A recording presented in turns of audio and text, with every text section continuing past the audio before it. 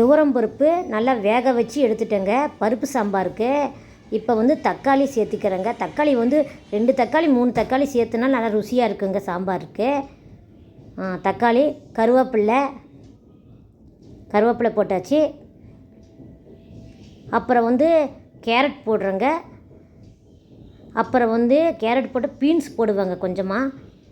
சாம்பாருக்கு carrot beans தக்காளி பெரிய வெங்காயம் தான் அறுத்து போடுவோம். அப்போ தான் சாம்பார் வந்து நல்லா ருசியாக இருக்கும்.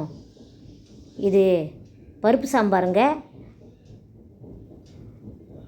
நல்லா வந்து நல்லா கலந்து விடணுங்க.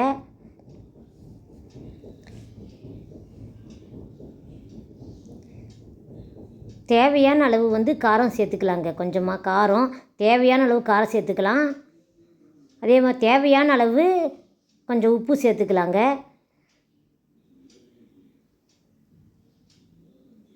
பருப்பு சாம்பார் நல்லா ருசியாகவே இருக்குங்க. பாருங்கள் நல்லா கலந்து விடணுங்க. கலந்து ஒரு 10 நிமிஷம் நல்லா வேகணுங்க. ஒரு 10 நிமிஷம் வெந்தது பருப்பில் வந்து காய் 10 நிமிஷம் வெந்த உடனே புளி கொஞ்சம் ஊற்றணுங்க. கொஞ்சமாக புளி ஊற்றினா போதும், நிறைய தேவையில்லை. கொஞ்சமாக புளி நல்லா பாருங்கள், கொஞ்சமாக புளி ஊற்றினா போதும். அந்த அப்படி தான் சாப்பாட்டுக்கு நல்லாயிருக்கும், டேஸ்ட்டாக இருக்கும். புளி நிறைய ஊற்றினா சாம்பார் வந்து கொஞ்சம் புளிப்பாக இருக்கும். அதனால் நான் கொஞ்சமாக தான் ஊற்றுவேன். கொஞ்சமாக ஊற்றினா போதும்.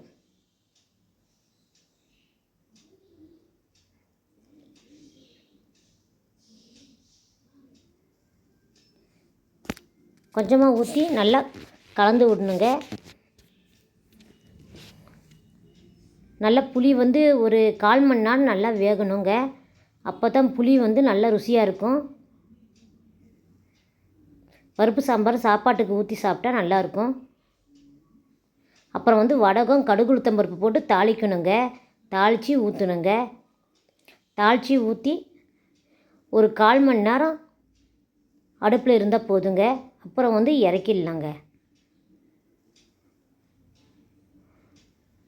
பக்கத்திலே இருந்து நல்லா கலரி விட்டுட்டே இருக்கணுங்க.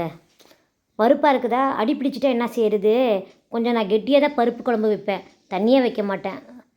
கெட்டியாக இருந்தால் சாப்பிட்றதுக்கு நல்லாயிருக்கும். அதனால் கொஞ்சம் கெட்டியாக தான் வைப்பேன் பருப்பு குழம்புக்கு. நல்லா சாப்பிட்றதுக்கு ருசியாகவும் இருக்கும். துவரம் பருப்பு ஆச்சா நல்லாயிருக்கும்.